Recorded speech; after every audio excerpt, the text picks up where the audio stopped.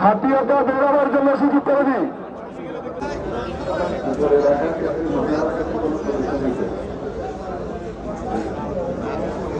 দোয়া করছি আল্লাহ রাব্বুল আলামিন তার ইচ্ছাকৃত অনিচ্ছাকৃত যদি কোনো অপরাধ থেকে থাকে আল্লাহ যেন নিজ কোলে ক্ষমা করে দেন। আমরা সবাই বলে আমিন। জেলা ইউনিয়ন পর্যায়ের ওয়ার্ড পর্যায়ের সভাপতি ভাই, থ্যাংক ইউ। এখান থেকে নেমে যেতে হবে এখান থেকে, এবং মরহুমার জন্য দোয়া চাচ্ছি।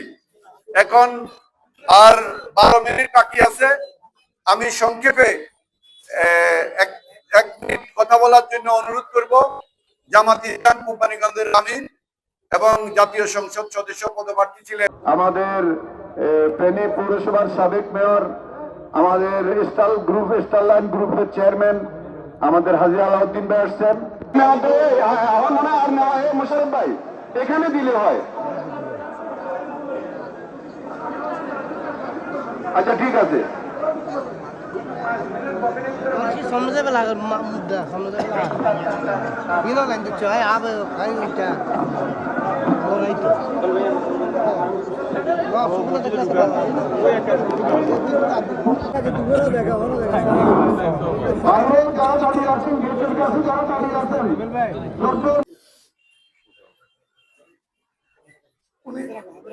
উনি দীর্ঘ প্রায় 2 মাসের কাছাকাছি সব হাসপাতালে ছিলেন। তোর মধ্যে 1 মাসের অধিককাল পুরো অজ্ঞান ছিলেন, কিন্তু নির্বাচনের কারণে আমি ওনার পাশেও থাকতে পারিনি। অতটা বেশিরভাগ সময় আমি যতবার মাঝখানে গিয়েছি ওনাকে অজ্ঞানে পেয়েছি, কথা বলতে পারিনি। আল্লাহ তাআলা ওনাকে দীর্ঘ হায়াতে এলাকার মানুষের প্রতিবেশীর সাথে জীবনে যদি কোনো খারাপ ব্যবহার করে থাকেন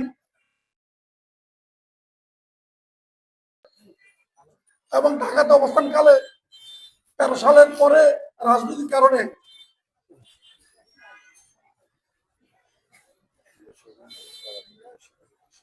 আমি যখন বাড়ি থাকতে পারতাম না,